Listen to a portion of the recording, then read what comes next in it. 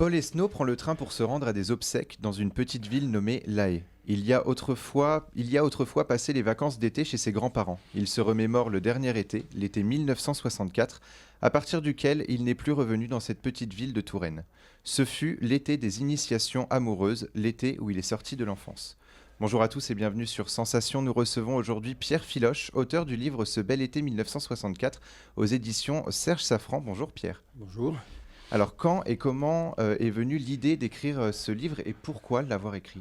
Pourquoi La première idée que j'avais eue sur ce livre, j'avais 13 ans. C'est-à-dire qu'à 13 ans, j'avais dit à un copain, en parlant de la famille du côté de ma mère, un jour j'écrirai une histoire sur cette famille. Mais j'avais dit ça, comme on dit des trucs à 13 ans, quoi. Et après, j'ai pu penser, et puis depuis 2-3 ans, je ne travaille plus, donc j'ai eu le temps de reprendre. J'ai fait beaucoup de textes, j'ai écrit beaucoup de textes dans ma vie, donc j'ai repris un peu tous mes textes. Et je parlais avec ma fille qui a 14 ans, 15 ans. On parlait de mon adolescence. Et puis le lendemain, je me suis assis, puis j'ai commencé par écrire à partir d'une image de ma grand-mère devant sa cuisinière. Donc j'ai vu la grand-mère, et puis c'est parti comme ça. Le roman est parti tout seul. Et alors pourquoi avoir choisi ce titre justement, Ce bel été 1964, plutôt qu'un autre été par exemple? Alors le titre d'abord, c'est un contrat entre l'éditeur et l'auteur. Le titre fait partie de la couverture est de la responsabilité de l'éditeur. Moi j'avais un très mauvais titre avant. C'est l'éditeur qui l'a mis, moi c'était un titre beaucoup plus noir. Et il me dit mais ça va pas ton titre, le roman est plutôt solaire, ça se passe l'été, tu me fais un titre noir. Ça s'appelait Funérailles. Voyez. Donc le titre, c'est un accord entre l'éditeur et moi, et c'est plutôt l'éditeur qui est à l'origine du titre. Et quelle était votre intention justement à travers ce premier titre Funérailles, alors que c'était quelque chose de plutôt solaire à la base? L'intention est un peu la même des deux côtés, c'est-à-dire que 14-15 ans, c'est l'adolescence, c'est la rupture. Donc soit on voit le verre plein, c'est-à-dire plutôt solaire, donc c'est le bel été, soit on voit l'enfance qui s'en va, c'est les funérailles. Vous voyez, c'est un peu les mêmes trucs. Mais funérailles, c'est parce qu'il y a deux moments où il y a des funérailles importantes dans le roman, mais c'est pas un titre très bien, et voilà. Maintenant, pour l'année 64, moi je voulais faire quelque chose sur les années 60, et la meilleure année, c'était au milieu des années 60. C'était 63, 65, c'est là qu'il se passe le plus de choses. Et j'ai pris 64 comme ça parce que c'était l'année la plus chaude de la décennie. J'avais le soleil, la chaleur, c'était un de mes personnages. Donc l'année la plus chaude, c'était 64. J'ai pris 64 et puis après, je me suis aperçu qu'en 64, mais ça c'est l'inconscient qui parle, j'avais 13 ans, c'est-à-dire l'âge auquel je lui ai dit, tiens, je vais faire un roman là-dessus. Voilà, j'avais pas 15 ans comme le personnage du roman, moi j'avais 13 ans. Et alors on a pu découvrir un court extrait de votre ouvrage. De quoi parle-t-il? Quels sont les sujets qui y sont traités? L'adolescence. La première chose, c'est l'adolescence. Enfin, ça, c'était un peu en miroir avec ce que vivait ma fille. Enfin, ce qu'elle vit encore, parce qu'elle va avoir 16 ans. Et puis, les années 60, c'est-à-dire ce moment où, d'un seul coup, si vous voulez... Ce qui se passe en 64, c'est l'année où on vend le plus de télévision dans les milieux populaires. C'est-à-dire qu'il y a une vraie rupture. En 62, 63, il y a des télévisions, mais vous savez, il y en a souvent une par quartier. Moi, mes parents ont vu la télévision parce que mon grand-père en vendait. Et donc, tous les voisins venaient le soir, le vendredi, le samedi, venaient à la maison voir la télévision. Et à partir de 64, la télévision se généralise. 64, c'est aussi l'année où ma mère a une machine à laver. Vous voyez, il y a une rupture technologique à partir des années 64-65. Et vous aviez évoqué justement le livre qui pourrait faire référence à l'adolescence de votre fille, à votre enfance aussi. C'est ce que vous aviez voulu finalement à travers ce livre, de parler de votre adolescence, mais en même temps de celle de votre fille? Non, pas de celle de ma fille. Non, c'est elle qui... ça fait écho en moi, mais c'est pas du tout un roman sur l'adolescence de ma fille. C'est même pas un roman sur mon adolescence. C'est une adolescence dans les années 60. C'est plus ça. Et le personnage Paul Esnault, qui c'est? Ça, je sais pas, c'est au lecteur de voir. Vous savez, il y a plusieurs personnages dans ce roman. Il y en a un qui s'appelle le Père Joseph, et il y a un copain qui m'a téléphoné en me disant un jour, le Père Joseph, c'est toi. J'ai dit oui, mais c'est moi. Père Paul Esnault, c'est moi. Le narrateur, c'est moi. C'est un peu... Bon, c'est un peu bateau de dire ça, mais je suis un peu dans tous les personnages. Il y a des choses qui... qui transparaissent, quoi. Et c'est du coup aux lecteurs aussi d'un petit peu faire leurs propres idées par rapport à tous ces personnages qu'il y a dans le roman? Oui, c'est d'entrer dans l'histoire. C'est ça l'objectif, c'est que le lecteur puisse entrer dans l'histoire, partager l'histoire des personnages. C'est ça mon objectif. Et alors vous êtes auteur de romans policiers, pourquoi avoir choisi ce genre et pas un autre? Le roman policier. Oui. Euh, Moi, j'ai commencé surtout par écrire par des poèmes. C'est-à-dire, un jour, j'ai rencontré une fille, hein, voilà, qui m'a fait découvrir Henri Michaud. J'avais 18 ans. Et j'ai adoré Henri Michaud.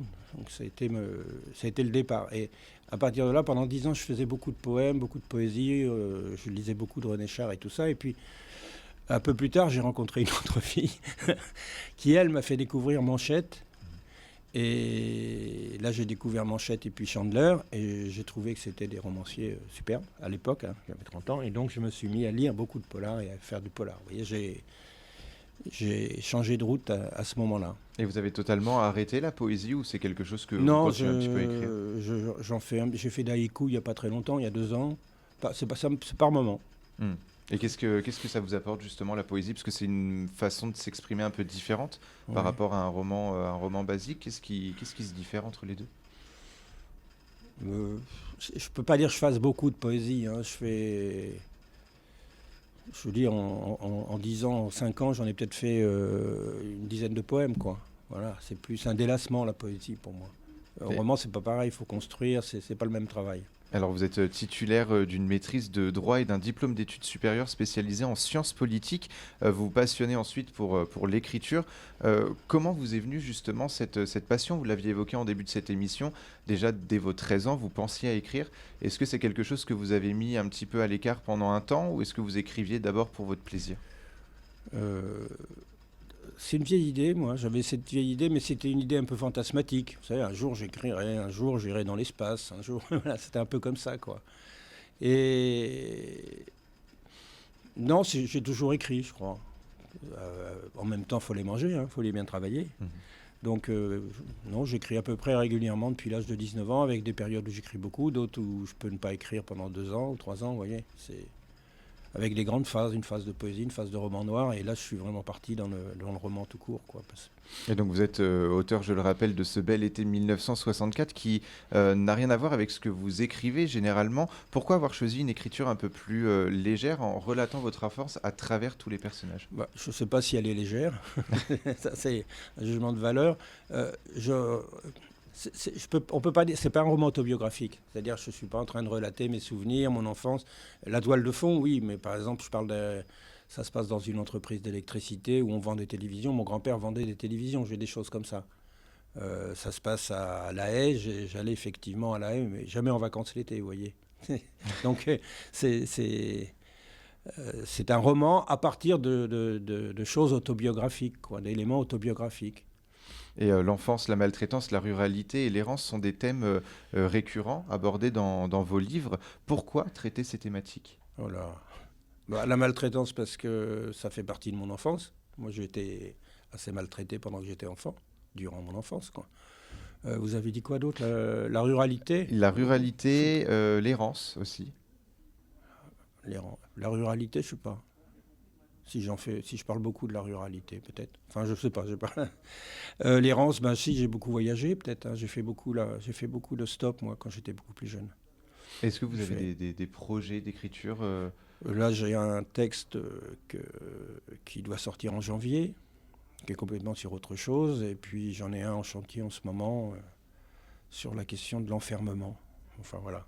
Alors, il y a une question que j'aime un petit peu poser en fait aux auteurs, c'est le rapport à la littérature. La littérature, on a chacun sa propre définition finalement. Vous, quelle est votre propre définition de la littérature? Je ne sais pas si j'en ai une, mais Qu'est-ce qu'elle vous permet au quotidien? Est-ce que c'est une façon de s'exprimer à travers des textes? Est-ce que c'est la façon de s'évader dans un monde imaginaire? euh, moi, ce à quoi je suis le plus sensible dans la littérature, c'est au langage, c'est aux mots. Vous voyez, plutôt que l'imagination ou s'échapper dans un monde imaginaire.